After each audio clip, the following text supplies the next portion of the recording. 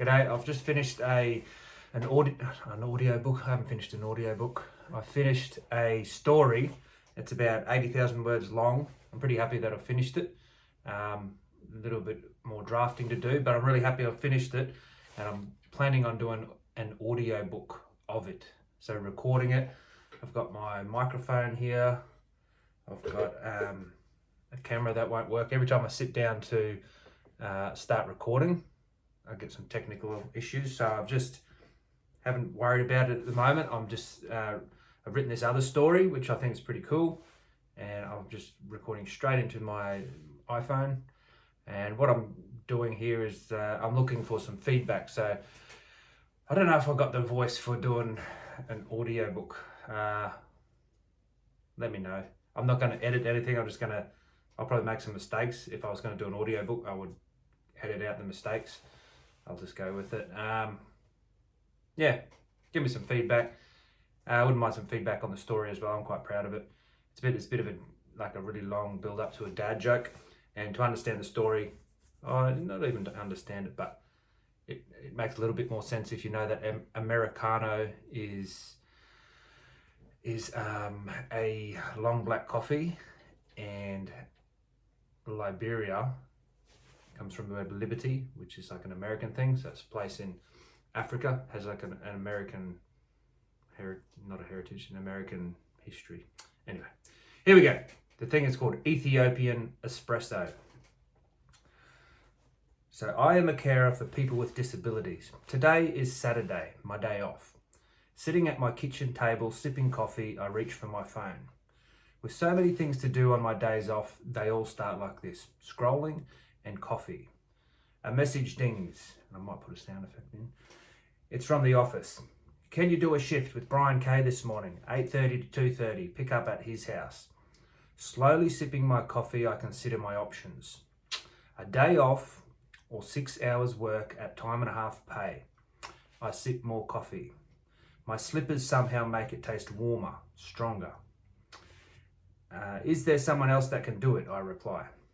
We've checked with everyone. You're the last on our list. Please. This does not make my coffee taste very good at all. My reply, yeah, sure, no worries. I say yes, not because they managed to make me feel so good, but because I am a carer and there is someone in need of care. Time and a half pay makes it a bit sweeter too.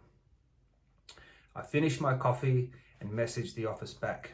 I've looked up his file and I can't find any info on him. It just says, see the house staff. They reply with, not sure, just ask the staff when you get there. Have fun. A lot of carers would be annoyed with this, but I'm not. It makes me feel excited. Working with different people with different disabilities is actually interesting. Not knowing any official information about a person is even better. It lets me get to know them without any pre-made ideas about them and their disability. On the way to the job, I think about Brian. What does he look like? Is he verbal, non-verbal? Does he have any hobbies? Does he have a physical disability? I turn into his street and enter the driveway at the end of the cul-de-sac. The government housing is drab. It's neat and tidy, but it has that feel that no one really cares about it. If I really had to live somewhere, I guess I could live here. I didn't say that correctly. It's not that bad. As long as I had coffee, I think I could live anywhere. I knock on the door and I wait. I knock on the door again and I wait. I knock again. The building looks even grubbier this close up, but I'm getting paid, so the waiting really doesn't worry me.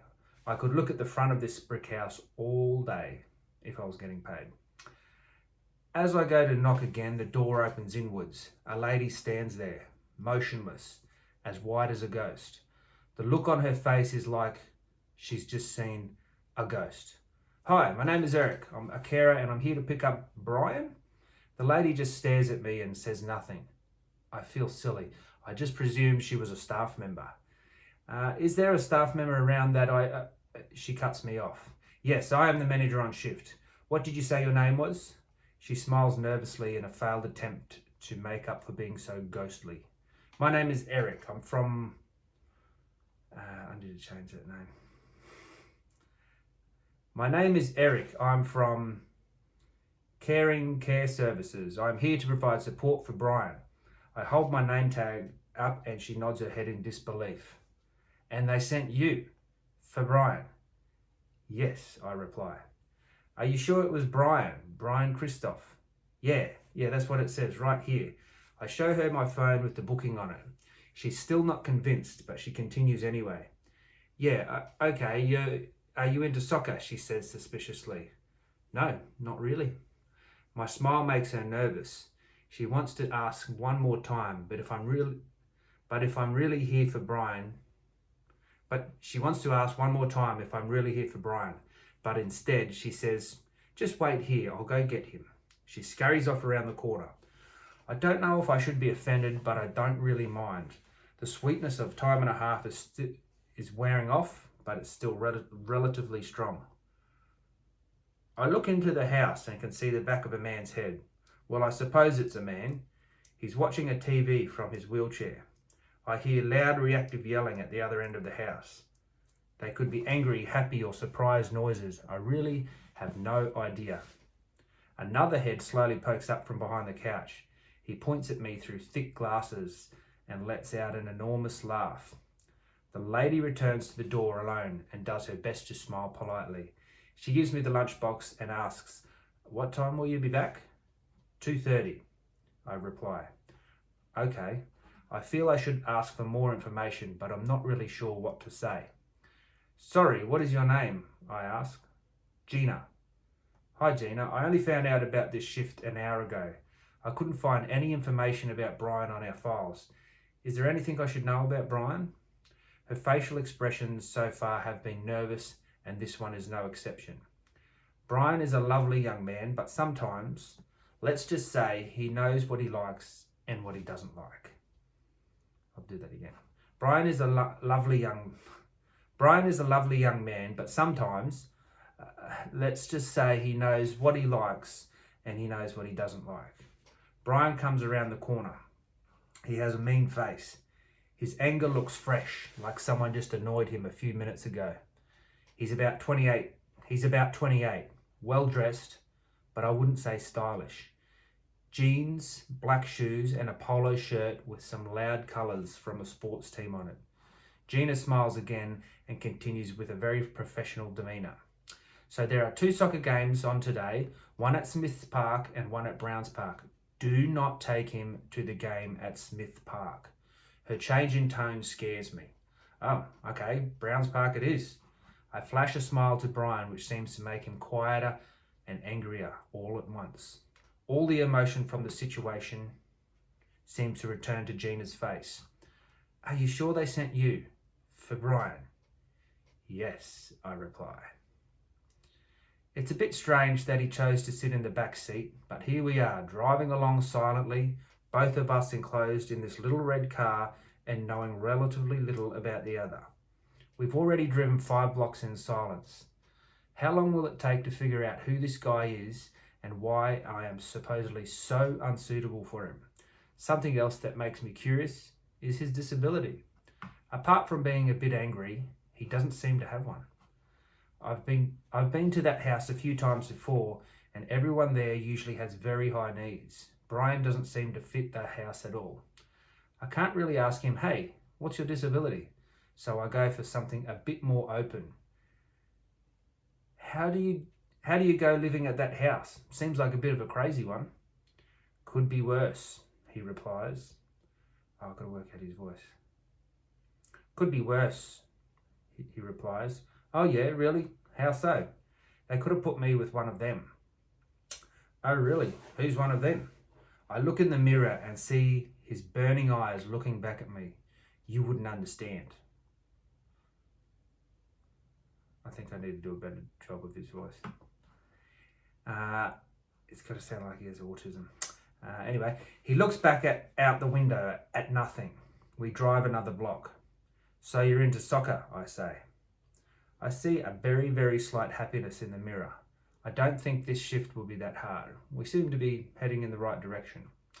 Yeah, I'm into soccer. I suppose you are too.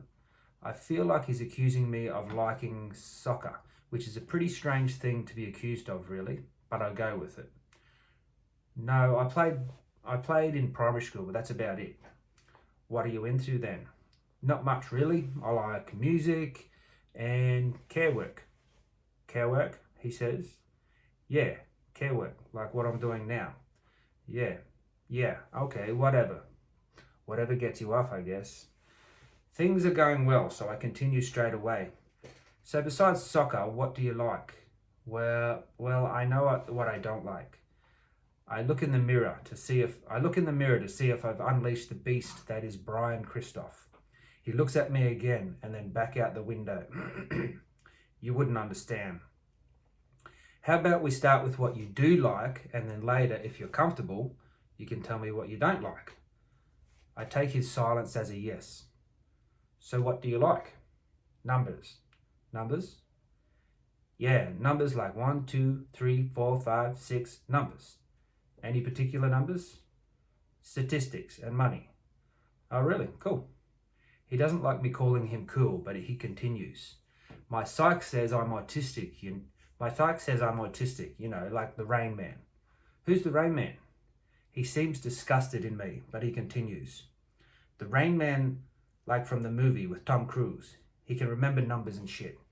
But I'm not autistic like he is. Oh, are you autistic like someone else is? Real fucking funny. He looks out the window, but I can tell he wants to keep talking. I wait for him to say something, and he does. You are the worst Uber driver I've ever had. Thank you. Don't forget to leave a rating. How about 1, 2, 3, 4 fuck yous? Thank you. Come again. He seems to be fairly likable, even though he has a narrow sense of humour. I say, so have you ever thought of being an Uber driver? You could use one of those little bike things and do short trips. I know how to fucking drive. I'm only joking, but seriously though, have you ever worked? I work now.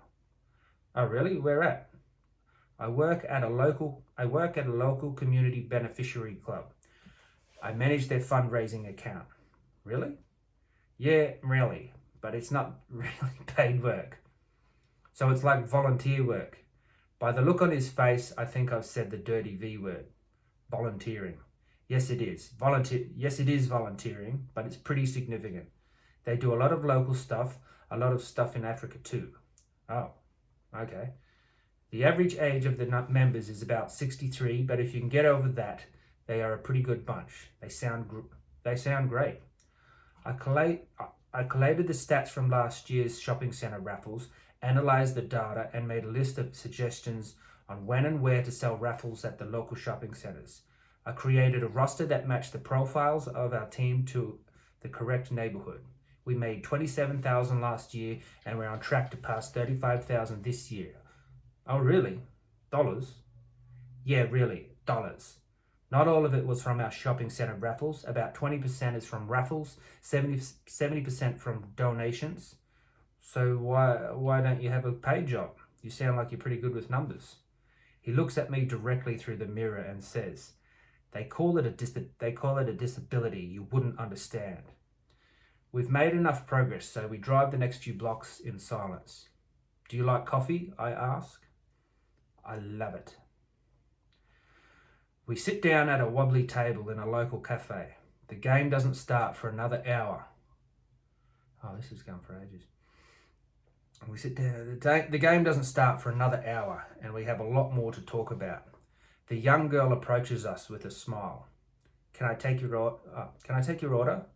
Just coffees today, thanks, I say. Brian looks at her directly in the eyes. I like my coffee how I like my women. Flat white, thank you. The girl is African and doesn't seem to worry about his slightly racist comment. I give a small and nervous laugh before I place my order. Just a long black for me, thank you. As soon as she's out of earshot, I ask him the obvious question. What does a flat white woman look like? Does she have small breasts? He seems a bit annoyed, but I'm getting used to it. He fires a comment straight back at me. Flat white is an Australian term. I like Australian women. I bet you can't wait to get your lips around your long black. I smile at him. Thank you. Anyways, I'm a numbers man, not a metaphors man. He pulls out a piece of paper from his pocket. It has a timetable printed on it. "What's that?" I ask. "None of your business," he replies. I say nothing and wait. I know he wants to tell me. "It's a timetable of the games I'm allowed to go and watch. I made it myself. These ones highlighted in grey are the ones I can attend." He shoves it closer so I can see. "So no game for you next week," I say. "Nope." I receive our coffees politely. Brian puts one sugar in his flat white and stirs it. He looks at me. "I like my women white and one." "So you like sweet, white, Australian women and only one at a time." "Did you know Muslim men can have up to 10 wives here in Australia? Did you know they can all claim family benefits?" I stir my long black and clink the spoon on the rim. "No, I didn't know that." He continues. "So no sugar in your long black?" "Nope."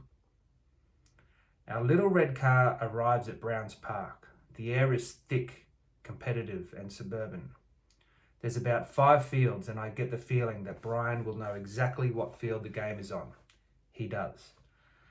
I follow him and we take a seat in the small clunky stands. They're about 5 levels high and about half full. At the moment we sit down, the whistle sounds off. "Who are you going for?" I ask. He takes his time but eventually says, "The team with the black guy on it." "Who are you going for?" "The team with the white guy on it, I guess." The families surrounding us give us some fast and polite stares. Brian removes the chips from his lunchbox as he starts discussing statistics. "That black guy is actually overrepresented in the team." "Yeah?" There are 5.1 million people in Queensland and about 50,000 Africans, which is about 1%. For every 100 of population, there should be 1 African. He only has 10 people on his team, so he's like overrepresented by about 10%. "Well, what if you include the other team and the managers and the coaches and the crowd here on the stands?" "Yeah, I guess if you look at it that way." He's probably underrepresented if you look at you and me and everyone else here. The crowd stares at us just a bit longer. They murmur. The black player receives the ball and dribbles confidently. The ball spills from his legs and goes over the sideline. "You suck!" Members of the crowd frown at Brian. He doesn't seem to notice or care. After the ball is thrown in, Brian stands up and walks off. I was just getting into the game and the statistical analysis, but I guess I'm getting paid time and a half, so I chase him to the car. Our doors clunk one after the other, clonk, clonk. This time he's in the front seat. "So what are we going to do?" I ask. Let's go to Smith's Park." Gina's guiding words immediately echo in my head. Do not take him to the game at Smith Park." "Really?" I ask. "Yes." As I listen to Gina's words again, I must admit, what she says and how she says it is frightening. I start the car and off we go. "So what's your disability?" I ask. I'm like socially retarded because I use words like retard. Some people call it racist. Yeah, I guess I'm racist. I'm not proud of it, but it's who I am." "Oh, okay, but that's not really a disability, is it?" "Well, my psych just says I'm autistic so I can get the government benefits. If I didn't get benefits, I wouldn't survive. I can't keep a job because I'm just straight out racist." "Oh, okay. Are you at that house because there are no black people there?" "Yeah, that's pretty much the sum of it." We cruise along in our red car and chat about random road statistics. As we pull up to Smith Park, my heart drops. There are a lot of black people here, like a lot. This little red car is very underrepresented. There are blue teams, yellow, orange, white, green, but no red. I'm not sure if that makes us safer or not. Some white people walk past. They look out of place, but they probably don't have a Brian with them. If they do, they probably have taught him the skill of knowing when to keep his mouth shut. As we approach the field, it's pretty obvious there are 2 black teams playing each other. I'm not sure if this is good or not. At least he can't side with the white team. We sit down inside a small shed and my stomach churns. Saying something first might provide an opportunity to control the conversation. Who are you going for? Macchiato. I'm not sure what that means. I presume it's an Italian player. The tall man standing just to our right lets me know. Macchiato is a type of coffee. Macchiato is a type of coffee. His accent is strong, but his tone expressionless. His eyes don't come off the game. I'm not sure what to make of him, so I smile and say nothing. He turns to Brian and says, Macchiato, it's Italian. It means a white stain on black coffee. Brian smiles. This may turn out bad, very bad. I look out on the field and there is indeed a single white player or a stain on one of the teams. I smile nervously and say, I'm going for the other team, Espresso. Nobody notices my comment. An early goal is scored and the crowd erupts. Somehow it makes me feel safer. For the brief seconds that they cheer, nobody can hear what Brian might say. As the cheering dies down, the man turns to me and says, Espresso is very black. The Sudanese are blacker and they are actually on Team Macchiato. I look at the field and Team Macchiato is definitely blacker on average. He's still looking at me. He raises his arm and points at the skin on his wrist. Ethiopians aren't as black. We are Team Flat White. The ball is kicked off and thankfully my attention is pulled back into the game. Brian doesn't say a thing until he does.